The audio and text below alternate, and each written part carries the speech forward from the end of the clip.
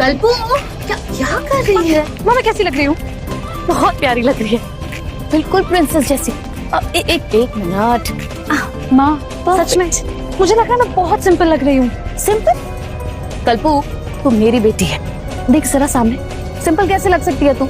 हाँ इस bridal getup में बहुत प्यारी लग रही है सच्ची? बस एक सेकेंड, मेरे बच्चे को किसी की नजर ना लगे। पापा कहाँ हैं? मुझे पापा से भी पूछना। बात सब संभल के कल्पू।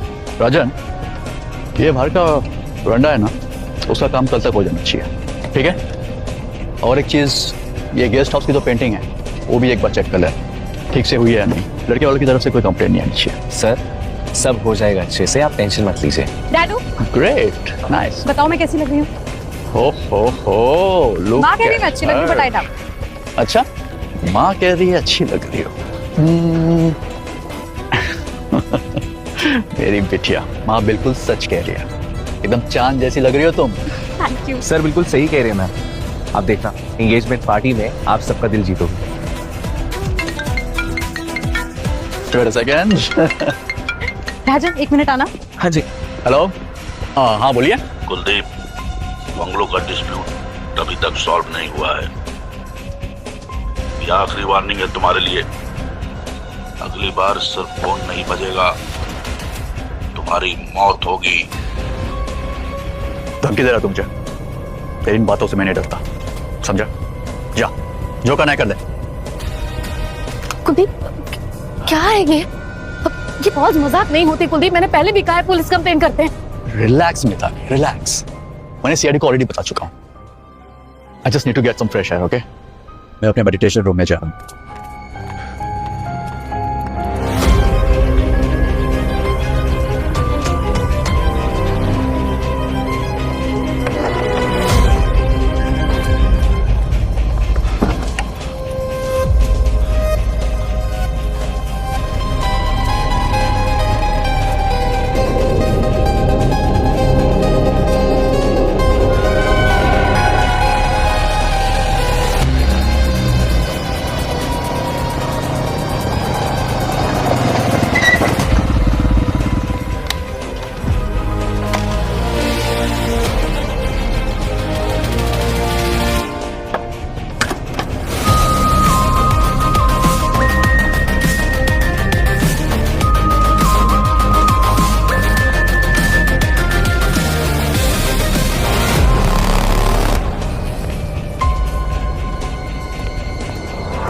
हाय sir, I am Rajan, Kuldeep sir manager. Kuldeep ji कहाँ हैं? मुझे उनसे कुछ बात करनी थी, जरूरी बात है। सर आपको आने में थोड़ी देर हो गई। जिस बात का डर था सर वही हो गया। What? कहाँ है? सर आइए।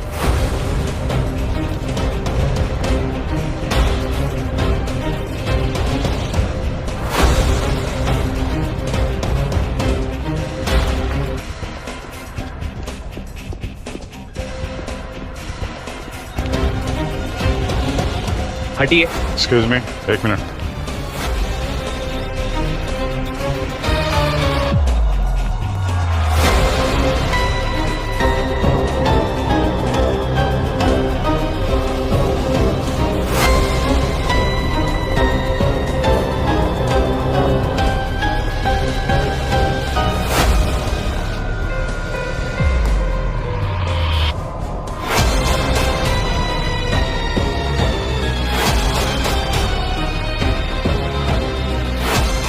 कब हुआ ये? सर अभी कुछ घंटे पहले।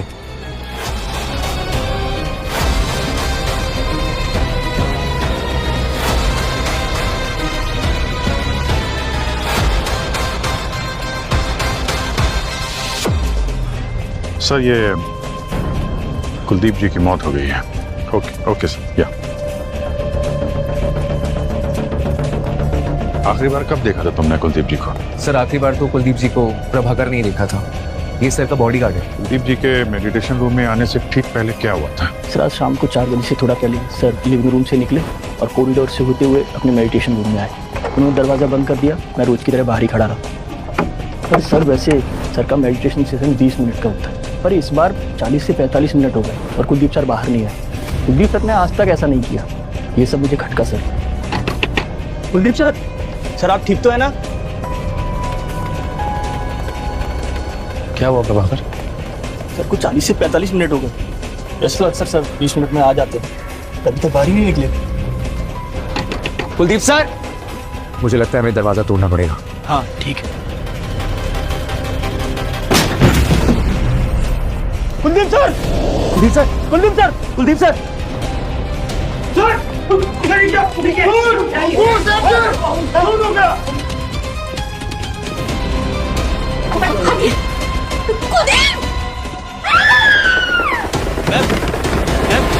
पर सर समझ में नहीं आ रहा कि ये सब कैसे हुआ। राजन तुम कहाँ थे जब ये सब हुआ? सर मैं तो अपने स्टडी रूम में था। सर के नेक्स्ट डे का शेड्यूल बना रहा था और जब सर काफ़ी देर तक बाहर नहीं आए तो मेडिटेशन रूम के बाहर आया। ठीक है, आप लोग जरा बाहर जाइए।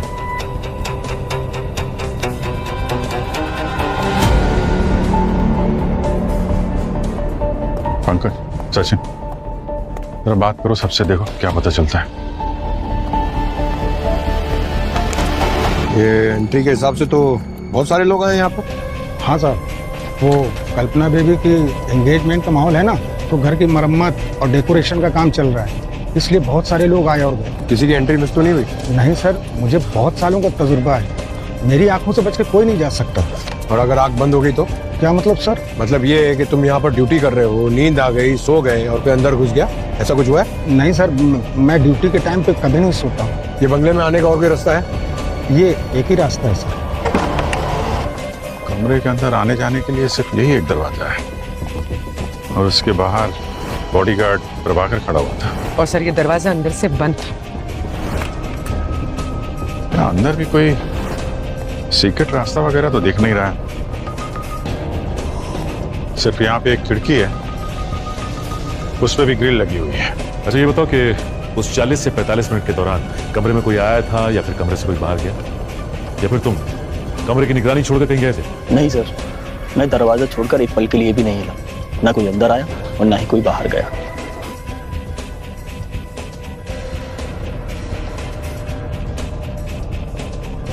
सर फिर ये खून हुआ कैसे और किया किसने होगा? क्योंकि इस कमरे में ऐसी कोई सीक्रेट जगह भी नहीं है जहां कोई छुप सके। यहाँ पे कुछ पेंट की स्मेल आ रही है। सर ये यहाँ पर तो रेनोवेशन का काम चल रहा है, वहीं से आ रही हो? नहीं, अंदर इस तरफ नहीं, यहाँ खिड़की से आ रही है।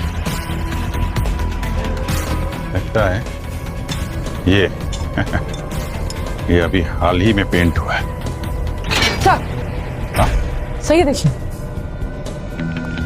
सर, कुलदीप जी के चेहरे पे, कलाई पे और उंगलियों पे अरोमा ऑयल के पैचेस हैं।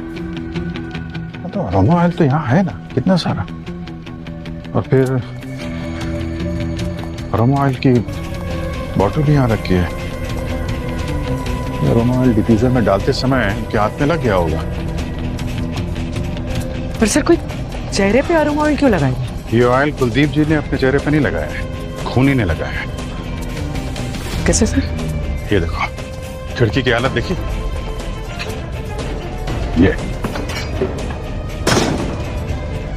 ये खूनी यहाँ इस खिड़की से अंदर आया, उसने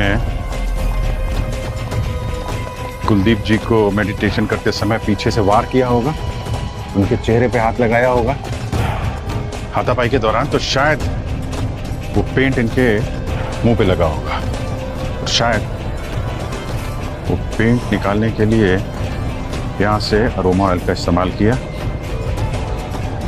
उनके हाथ का पेंट निकाला और चेहरे का पेंट निकाला। और शायद कुलदीप जी की बॉडी में से सोना भी लेके चला गया। सोना? ये देखो, फोटो में देखो, ये चेहरे, गले में चेन है, यहाँ पे ब्रेसलेट है और यहाँ पे ब्रेसलेट, चेन सब गायब है। सर मान लेते हैं कि खूनी इस खिड़की से आया, पर ये कमरा तो हायर फ्लोर पे है और ये दीवार भी प्लेन है।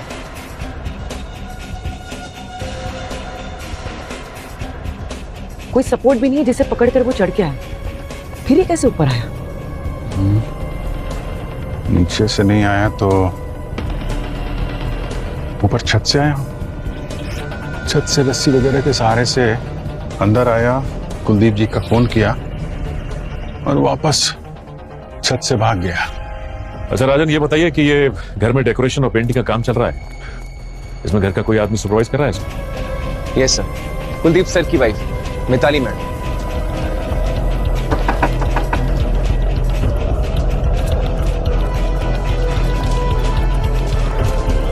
मैम वो सीआईडी वाले कुछ बात करना चाहते हैं आपसे। अभी कैसी तबीयत है कल्पना की? अभी भी बेहोश है सर। इतना बड़ा सदमा बर्दाश्त नहीं कर पाएगी मेरी बच्ची। कुलदीप जी को धमकी भरे फोन आते थे, आपको इसके बारे में कोई आइडिया है? हाँ सर, मैं जानती हूँ कुलदीप को ये धमकी भरे कॉल कौन कर रहा था। कौन? हेमंत, कुलदीप का बिजनेस पार्टनर। हालांकि कुछ दिन पहले उनकी पार्टनरशिप खत्म हो गई थी। क्यों? कुछ बिजनेस डिस्प्यूट था। उसने कई बार कुलदीप को धमकी दी। मैंने कुलदीप को कहा भी कि इस बारे में पुलिस में कंप्लेन करते हैं, तो उन्होंने कभी भी मेरी बात को सीरियसली लिया ही नहीं। और अब देखिए ये सब हो गया।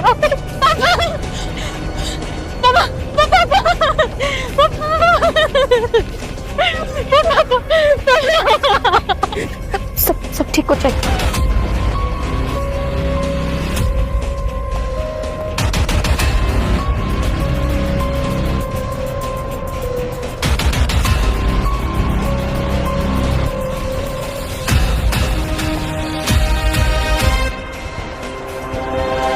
सर टेरेस पे तो कहीं भी कोई रस्सी का निशान नहीं है, ना ही कोई टूटी रस्सी, ना किसी तरह का कोई हुक लगा हुआ है।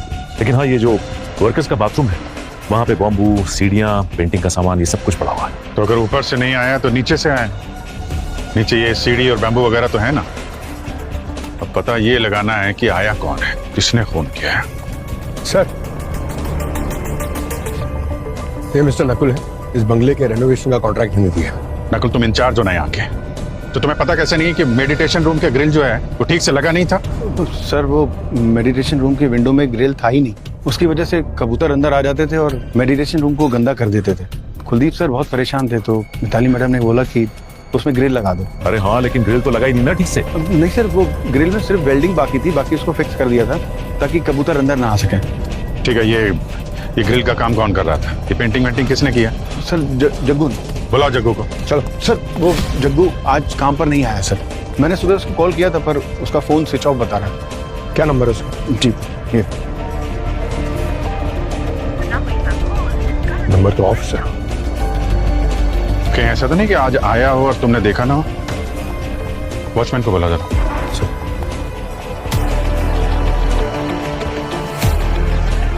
सर रजिस्टर में तो एंट्री नहीं है। वृंदा जी, क्या है ये सब? हाँ? नकुल ने तो बताया कि आज सुबह जग्गू यहाँ पर आया था। तुमने रजिस्टर में एंट्री क्यों नहीं की? सर 1 मिनट, जब तक बोलने को ना कहा जाए ना, चुपचाप खड़े रहो। क्या हो रहा है यहाँ पे? हाँ?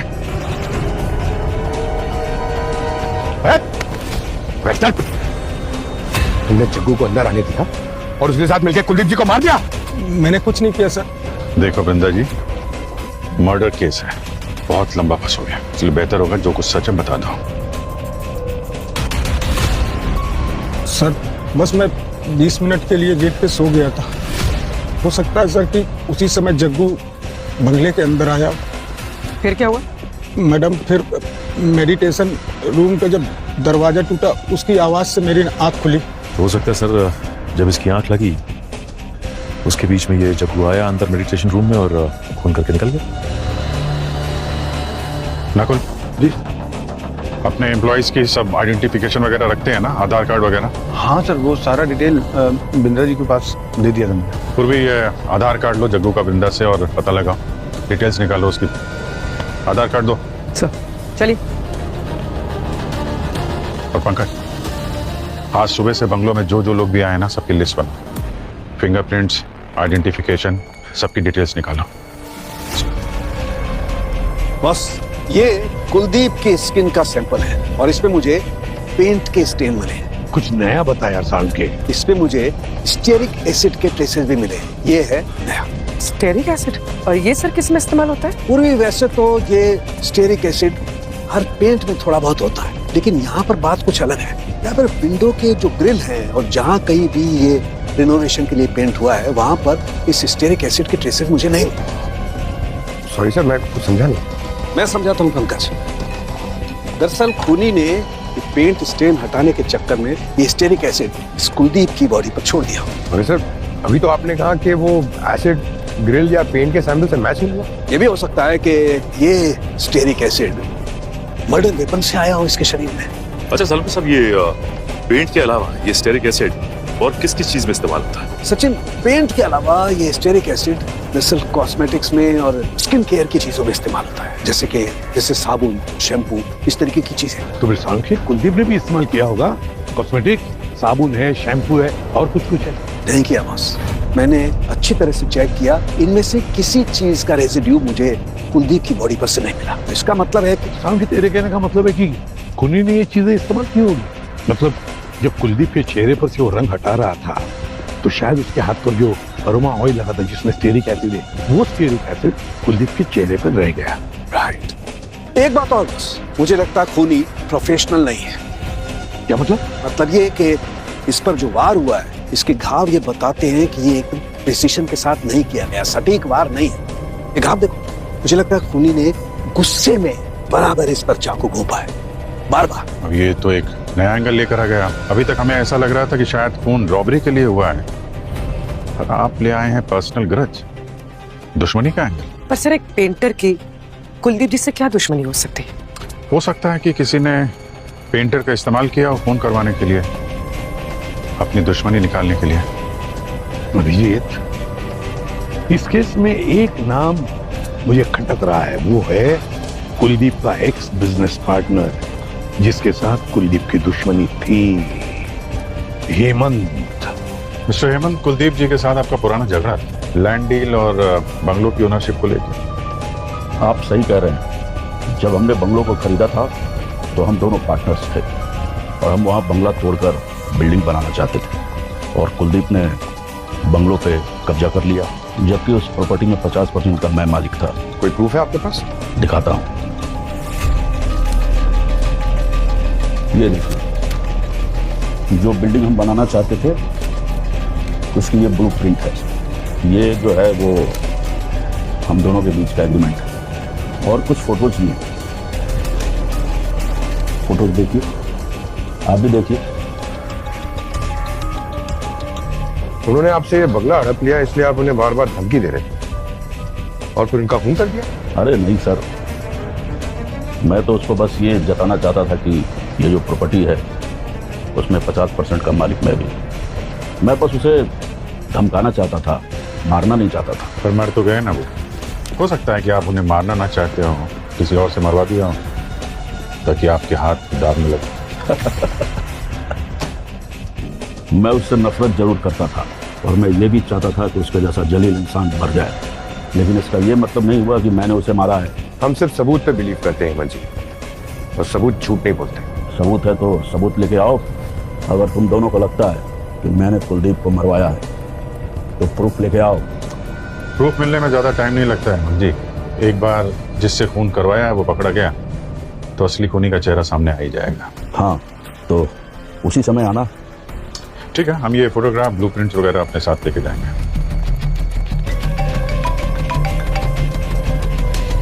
आप भी? ग्रेट। कहाँ पे है? हाँ ठीक है, मिलते हैं। जग्गू का पता चल गया है, मैं जरा उससे मिलता हूँ। तुम हेमंत की कुंडली निकालो और कुलदीप के फोन रिकॉर्ड भी चेक करो, तो कौन कौन उसके पीछे पड़ा हुआ था। हाँ हेलो, अरे मैं बोल रहा हूँ पतिदेव तुम्हारा। हाँ अरे वो क्या है ना, नया फ़ोन लिया है और ये नया नंबर है मेरा, सेव कर लेना ठीक है। और हाँ, किसी को देना मत ये नंबर, ठीक है। और सुनो, आज मैं पहली बार जहाज़ में बैठूंगा। क्या जग्गू जी, थोड़ा टाइम है आपके पास? थोड़ी बात करनी थी आपसे। कौन है आप लोग? मैं अनजान लोगों से बात नहीं करता। अरे हम लोग अनजान नहीं है, तुम्हारी ससुराल से हैं। ससुराल? मेरी? CID sir. सीआईडी? क्या हुआ सर? कुछ नहीं, ये नया फोन, नया नंबर, प्लेन की टिकट है। नहीं चौंको मत। क्या ना, ये सब खरीदने के लिए फोटो आईडी लगती है और फोटो आईडी के लिए तुमने आधार कार्ड का इस्तेमाल किया, बस यही गलती हो गई। तुम्हारे आधार कार्ड पे नजर थी हमारी। चलो चलते हैं ससुराल। हाँ ससुराल नहीं। अरे खड़े क्या हो क्या यार, सब काम सीनियर करेगा क्या? भागो भागो। भागा बेटा।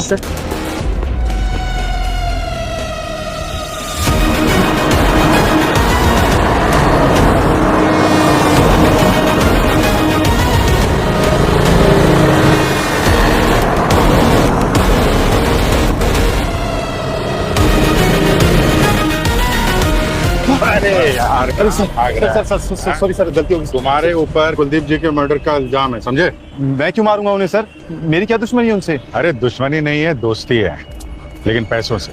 सर आप लोग सर फंसा रहे हो मुझे खून के इल्जाम में। फंसा नहीं रहे, तेरी उंगलियों के निशान मेडिटेशन रूम की खिड़की से मिले हैं, समझा? वो तो सर इसलिए क्योंकि मैंने वो खिड़की पेंट की थी ना सर। और जानबूझ के तुमने ग्रिल ठीक से नहीं लगाई ताकि उसी रास्ते से वापस आ सको और कुलदीप जी की हत्या करके निकल सको। नहीं सर, वो मुझे ऐसा करने के लिए कहा गया था। वहाँ पर कुछ सोल्डरिंग का काम बाकी था और एक पेंट की कोटिंग भी होती थी उस पर सर, इसलिए वो ऐसा छोड़ा। काम पे क्यों नहीं आया कल फिर? सर वो आया था सर, थोड़ा लेट हो गया आने में। जैसे ही वो घर में पहुंचा देखा एक कमरे में ज्वेलरी पड़ी है और वहाँ आसपास कोई नहीं था सर, तो वो ज्वेलरी मैंने उठाई और मैं वहाँ से निकल गया सर।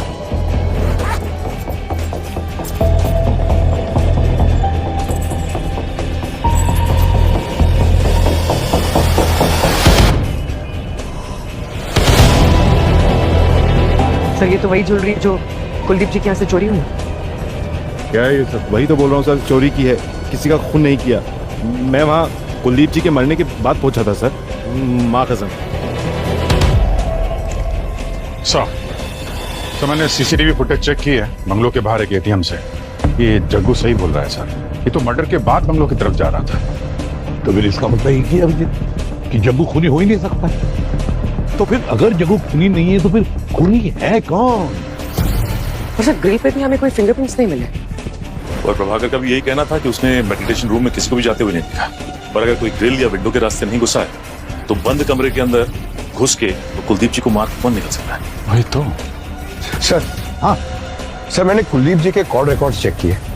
उन्हें लास्ट कॉल 4:10 पे आया था सर, हेमंत के कॉल के बाद, जब वो मेडिटेशन रूम में थे। किसका कॉल आया था? मिताली का।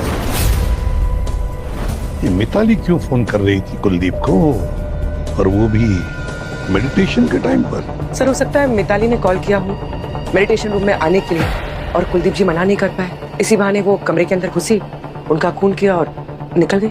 और प्रभाकर ने कहा था कि वो तो रूम के बाहर ही खड़ा था, उसने किसी को अंदर जाते हुए या बाहर आते हुए नहीं देखा। पंकज, ऐसे खून किसी की मदद के बगैर नहीं होते, कोई तो साथी होता ही है। हो सकता है प्रभाकर और मिताली मिले हो। और तो और सर, ये कुलदीप की मौत के बाद ये बिजनेस और प्रॉपर्टी तो मिताली के नाम पे होने वाली। अच्छा, तो ये बात है। तो फिर अभिजीत बुलाओ इन दोनों को ब्यूरो में, पता तो चले कि प्रभाकर और मिताली कौन सी खिचड़ी पका रहे हैं। मम्मी कहाँ जा रहे हो? बेटा मैं ऑफिस जा रही हूँ। ऑफिस क्यों? एक जरूरी काम आ गया कल्पना, अगर पापा होते तो मैं नहीं जाती, पापा ही जाते, लेकिन अब पापा नहीं है, किसी को तो काम संभालना होगा, इसलिए मुझे ऑफिस जाना पड़ेगा। जल्दी आना माँ प्लीज। हाँ लो, राजन भी आ गया। तुम घर पर राजन के साथ बैठकर बातें करो, मैं जल्दी आऊंगी।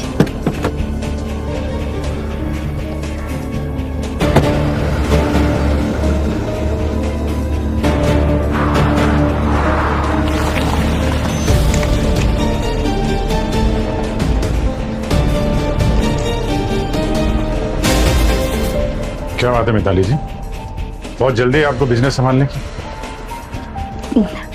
हाँ सर, वो मेरे पति कुलदीप, उनसे बिजनेस डील करने में कुछ गलतियां हुई थी, बस मैं उन्हें ही ठीक करने की कोशिश कर रही हूँ। ठीक करने आई थी या खत्म करने आई थी आप? ये क्या कह रही हैं आप? नहीं, पति के मरते ही उसके दुश्मन से दोस्ती करने चली आई आप। दोस्ती नहीं सर, ये यहाँ बिजनेस डील करने आई थी। आपसे बाद में बात करेंगे मिस्टर हेमंत, अभी जरा मिताली जी से पूछताछ करनी है। आप जरा ब्यूरो चलने का कष्ट करेंगे?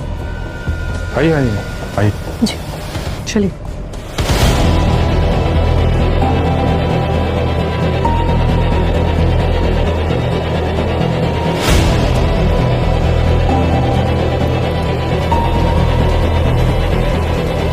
मिताली जी एक बात बताइए, जब कुलदीप मेडिटेशन रूम में था तब आपने उसे फोन किया क्यों, और ये बात हमसे छुपाई क्यों? क्योंकि उस कॉल का इस केस से कोई लेना देना नहीं था। लेना देना है या नहीं वो हम डिसाइड करेंगे मिताली जी। हम तो कहते हैं कि आपने प्रभाकर के साथ मिलकर कुलदीप को मारा। ऐसा क्यों किया प्रभाकर तुमने? अपने ही बॉस का खून कर दिया? नहीं, झूठ मत बोलना, तुम्हारे फिंगरप्रिंट्स मिले हमें बॉडी के ऊपर। सर मैंने नहीं मारा सर, और मैं उन्हें क्यों मारूंगा? और फिंगरप्रिंट्स जब मैंने उनको छुआ तब लग गए होंगे। तो फिर मिताली मैडम ने ऐसा क्यों कहा कि तुम्हारा बहुत बड़ा झगड़ा हुआ था कुलदीप के साथ? तुमने जान से मारने की धमकी दी थी उन्हें? नहीं सर, ऐसा तो कोई झगड़ा नहीं हुआ था, वो झूठ बोल रही है। वो ऐसा क्यों बोले? सर वो फंसाना चाहती है मुझे, और मुझे तो पूरा डाउट है कि मिताली मैडम ने ही मर्डर किया है। ऐसे क्यों? क्योंकि सर के मरने के बाद मिताली मैडम ने सारा का सारा बिजनेस टेक ओवर कर लिया। सर मुझे ना पक्का डाउट है कि पैसों के लिए मिताली मैडम जी ने ही सर को मारा होगा। मैंने कुलदीप को कॉल किया था क्योंकि मैं कुलदीप को याद दिला रही थी कि हमारे समधी आने वाले हैं जिन्हें लेने के लिए हमें एयरपोर्ट जाना है। वाह रे वाह, और एक नई कहानी। तो जब कुलदीप का खून हुआ उस वक्त आप कहाँ थी? मैं, मेरी बेटी कल्पना, हम दोनों वीडियो कॉल पर थे इवेंट मैनेजमेंट कंपनी के मैनेजर के साथ। सर 2 महीने में मेरी बेटी की शादी होने वाली है। शादी की तैयारियों के बारे में ही हम मैनेजर से बात कर रहे थे। आप लोग चाहे तो मैनेजर के साथ क्रॉस चेक कर सकते हैं। वो तो हम क्रॉस चेक कर ही लेंगे मिताली जी, लेकिन जब तक हमारा इन्वेस्टिगेशन पूरा नहीं हो जाता आप शहर छोड़कर कहीं नहीं जाएंगे, समझिए आप?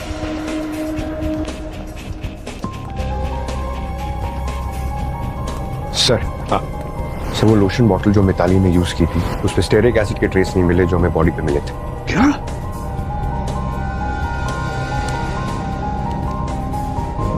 अभिजीत, ये जो है ये ब्लूप्रिंट, ये पुरानी बंगले की ब्लूप्रिंट है जो हमें हेमंत ने दी थी। अब इस ब्लूप्रिंट में देखो बंगला और मेडिटेशन रूम अटैच थे, कनेक्टेड थे, लेकिन अब ये देखो ये अब कनेक्शन गया और यहाँ ये वॉल बन गई। तो कहीं ऐसा तो नहीं इस दीवार के साथ किसी ने छेड़खानी की हो? सर हमने जब इन्वेस्टिगेशन की तो सारी दीवारें अच्छे से चेक की, सारी की सारी दीवारें बिल्कुल ओरिजिनल है, सीमेंटेड से, कोई छेड़छाड़ नहीं की गई। लेकिन सर फिर बंद कमरे में खूनी को जमीन निकल गई कि आसमान खा गया?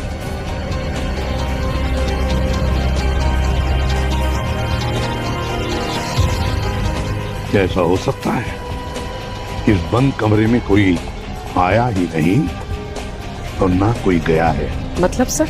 मतलब पूर्वी ये भी हो सकता है कि खूनी पहले से ही इस बंद कमरे में मौजूद था और फिर खून करने के बाद उस बंद कमरे से गया नहीं, वहीं पर रहा उस बंद कमरे में। सर थोड़ा डिटेल में बताइए प्लीज सर। पंकज, ये है बंगलों के उस कमरे की पुरानी फोटोग्राफ जब बंगला सेल पर था,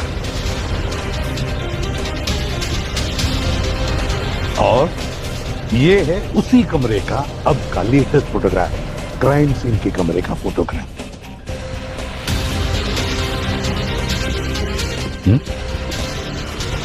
ध्यान से देखो पंकज, इन दोनों फोटोग्राफ में कोई एक चीज है जो मिसिंग है।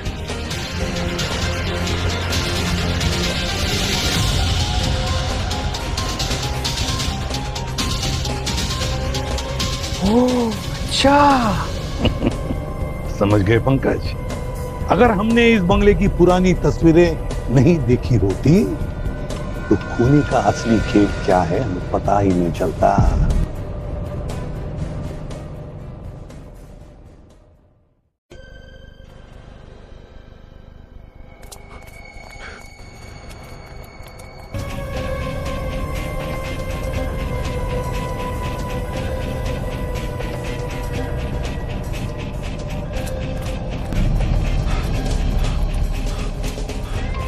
इस फोटोग्राफ में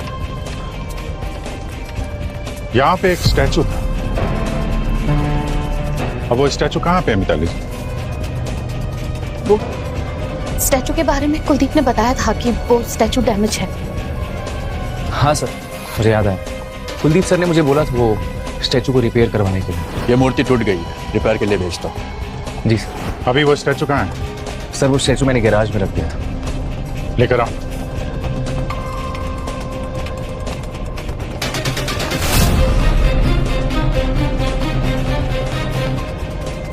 प्रभाकर। जी सर। कुलदीप जी के मरने के बाद जब तुम लोग दरवाजा तोड़ के अंदर आए तो ये स्टैचू यहाँ पे था? कुलदीप सर को देख के मैं तो शॉक हो गया था सर। मेरा ध्यान गया ही नहीं कि स्टैचू था या नहीं था। स्टैचू यहाँ पे था भी और नहीं भी। क्या मतलब सर? मतलब ये कि खूनी यहाँ पे स्टैचू बन के खड़ा हुआ था।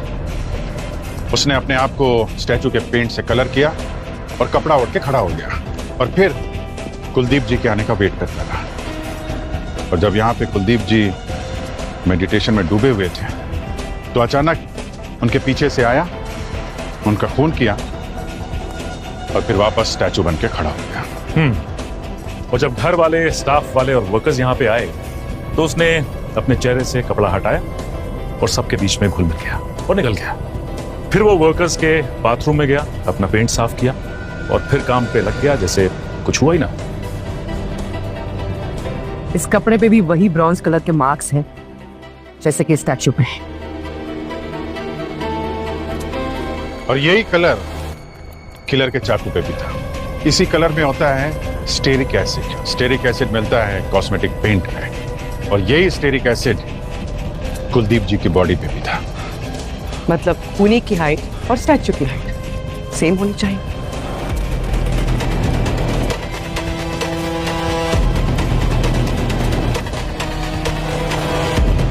अब सवाल ये उठता है कि किस किस की हाइट स्टैचू की हाइट से मैच करती है। और जहां तक मुझे याद आता है सिर्फ एक आदमी है, बल्लू। मगर सर, अगर बल्लू भीड़ में मिक्स हो गया था तो फिर किसी ने उसे देखा क्यों नहीं? क्योंकि उसको यहां से भागने में किसी ने तो मदद की है। अब वो कौन है ये तो बल्लू ही बताएगा।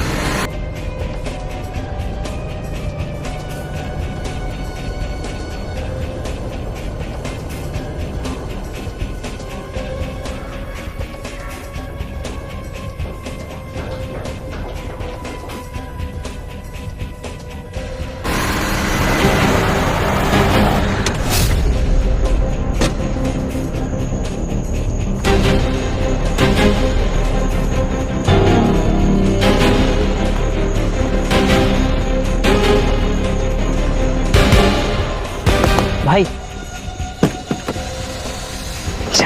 सब बढ़िया ना? बल्लू, ये तुम्हारे काम का लास्ट इंस्टॉलमेंट। अच्छा, एक बात ध्यान रखना, सीआईडी को पता चल चुका है कि कुलदीप सर के मर्डर के पीछे तुम्हारा हाथ है, तो जितना जल्दी हो सके ना इस शहर से 9 वगैरह हो लो। ठीक है, चलो चलता हूँ।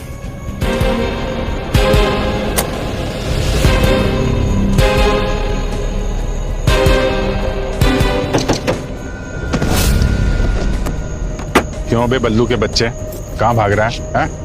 जब तुझे मालूम है आज नहीं तो कल पकड़ा ही जाएगा तो क्यों परेशान कर रहा है? सर मैंने कुछ नहीं किया सर। तूने क्या किया है क्या नहीं सब मालूम है हमें। कहाँ भाग रहा था? इतने सारे पैसे किसने दिए तुझे? आप लोग मुझ तक पहुंचे कैसे? ये टेम्पो का पीछा करते हुए, समझा? ये तेरे दोस्त का टेम्पो है ना, वो पेंट वाला जिसने तुझे पेंट दिया था, है?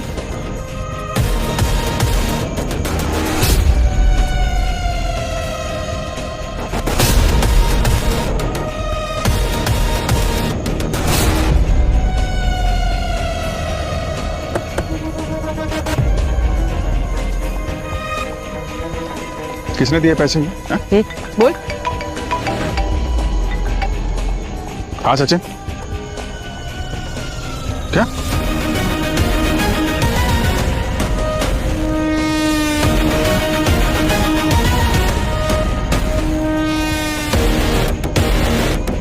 हाँ पंकज। सर, राजन मर गया सर।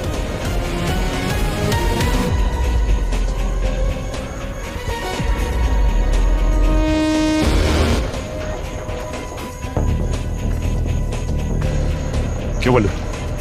पहले तूने कुलजीत जी को मारा, उसके बाद राजन का खून किया। सर मैंने राजन को नहीं मारा, मैं ही मिला था लेकिन पैसे लेके निकल गया सर। मैं कुलदीप को मैंने मारा सर, वो भी राजन के कहने पे।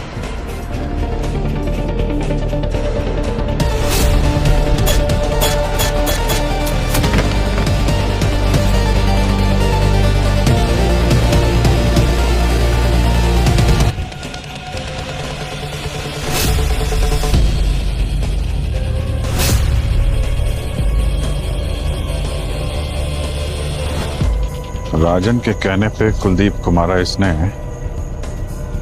तो फिर राजन को किसने मारा? मतलब कोई और है जो नहीं चाहता था कि हम लोग राजन तक पहुंचे। असली खूनी अभी भी बाहर घूम रहा है। बॉस टेस्ट रिपोर्ट से पता चला है कि राजन की मौत जहर से ही हुई है। एक रेजिन बेस्ड कंपाउंड मिला है जो कि लिप बाम में मिक्स किया गया था। क्या तो मतलब जिसने भी ये खून किया है शायद वो जानता होगा कि राजन लिप बाम इस्तेमाल करता था। सर, राजन का लैपटॉप मिला है, पासवर्ड प्रोटेक्टेड है, वो क्रैक कर रहे हैं, पर उसके लैपटॉप बैग में एक गिफ्ट बॉक्स मिला है। इसमें एक डायमंड पेंडेंट है। बिल मिला है, राजन ने ही खरीदा है। और इंटरेस्टिंग बात यह है कि ये डायमंड पेंडेंट का जो इनिशियल है वो है एम। एम?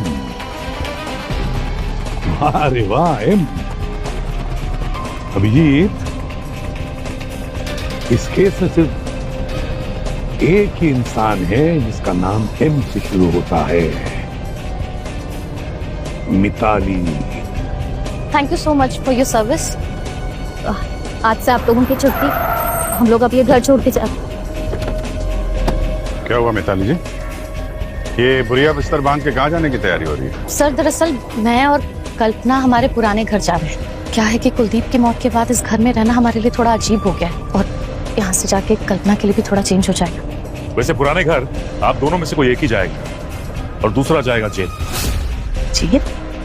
राजन के खून के जुर्म में। क्या राजन का भी खून हो गया? और जिस कार में हमें राजन की बॉडी मिली थी उस कार में हमें एक पेंडेंट मिला है और हमें शक है कि ये पेंडेंट उसी का है जिसने राजन का खून किया है और उसके साथ उसका अफेयर चल रहा था। और ये पेंडेंट में जो इनिशियल है वो है एम। तो खूनी कोई ऐसा आदमी है जिसका नाम एम से शुरू होता है। अरे सर, हजारों नाम होते हैं एम से। आपको ऐसा क्यों लगता है कि एम से सिर्फ मिताली होता है? क्या बेबुनियाद इल्जाम लगा रहे हैं आप मेरे ऊपर? मेरा और राजन का अफेयर? नहीं, ऐसा हमने कहा नहीं। हम तो ऐसा शक था। फिर हमें राजन का लैपटॉप मिला, हमने उसको क्रैक किया तो उस लैपटॉप ने सारे राज से पर्दा हटा दिया। उसने अपनी सारी फीलिंग्स अपने लैपटॉप में लिखी हुई थी। बहुत सारे लव लेटर्स भी थे जो उसने मेल नहीं किए। और सारे लेटर्स पर एक ही नाम लिखा था जिसका इनिशियल एम से शुरू होता। मेरी बात सुनिए आप लोग। देखिए सर, आप लोगों को कोई गलतफहमी हुई? नहीं, कोई गलतफहमी नहीं हुई है मिताली जी। प्यार तो वो करता था किसी एम नाम के ही लड़की से। क्यों कल्पना जी? मुझे कैसे पता होगा सर? अरे नहीं, अभी पूरी बात तो सुन लीजिए आप। मैं ये कह रहा हूँ कि क्यों कल्पना जी और मिट्टी, घर में आप इसको इसी नाम से बुलाती है ना, मिट्टी, एम।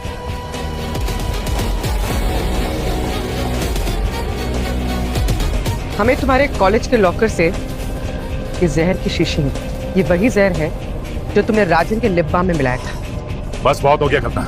अब ये बताओ कि तुमने राजन को क्यों मारा, जिससे तुम प्यार करती थी? मैं प्यार नहीं करती थी राजन से। वो चाहता था मुझे, इसलिए मैंने अपने फायदे के लिए उसका इस्तेमाल किया। मिट्टी से अपने दिल की बात जब भी करने जाता हूँ पता नहीं क्यों डर जाता हूँ। समझ नहीं आता उसे कैसे कहूँ कि मैं उससे प्यार करता हूँ।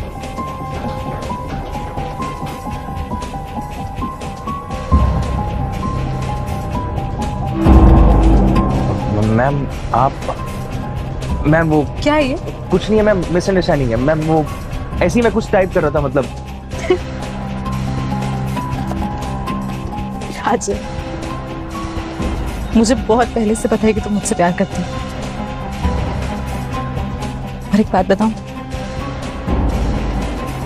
मैं भी तुमसे बहुत प्यार करती हूँ। क्या?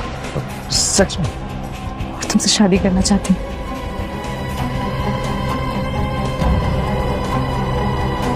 लेकिन कैसे होगा?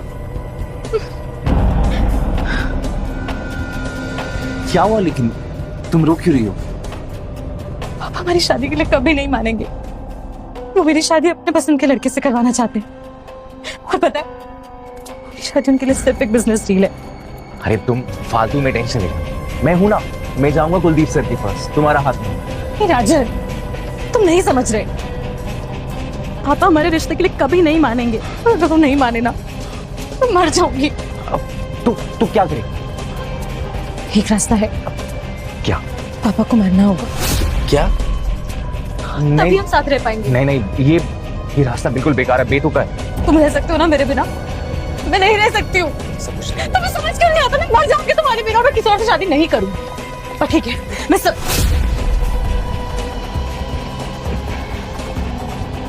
ठीक है, तुम कह रही हो तो कुलदीप सर को मरना होगा। मैंने राजन का इस्तेमाल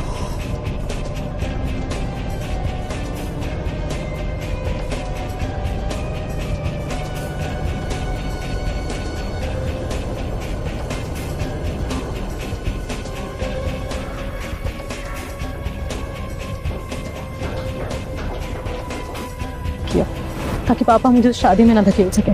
राजन ने बल्लू की मदद से पापा का खून किया, लेकिन जब मुझे पता चला कि राजन भी एक्सपोज होने वाला है तो मैंने उसको भी रास्ते से हटा दिया, वरना मैं भी पकड़ी जाती। और तुम राजन से शादी क्यों नहीं करना चाहती थी? मैं किसी से शादी नहीं करना चाहती थी, पापा का बेटा बनना चाहती थी, उनका बिजनेस, उनके एम्पायर को बढ़ाना चाहती थी। लेकिन पापा, उनकी सोच बहुत छोटी थी। लड़की है, पढ़ाई करके शादी करेगी, कि बस इस सोच को बदलना चाहती थी मैं, और मैंने बहुत कोशिश करी, लेकिन पापा के लिए तो जैसे मैं सिर्फ एक बिजनेस डील थी, है ना माँ? सर, हम लड़कियों की अपनी कोई लाइफ नहीं होती क्या?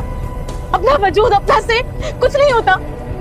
सारी जिंदगी बस बातों की सुनते रहो, ऐसा कर, वैसा कर, ऐसा मत कर, वैसा मत कर।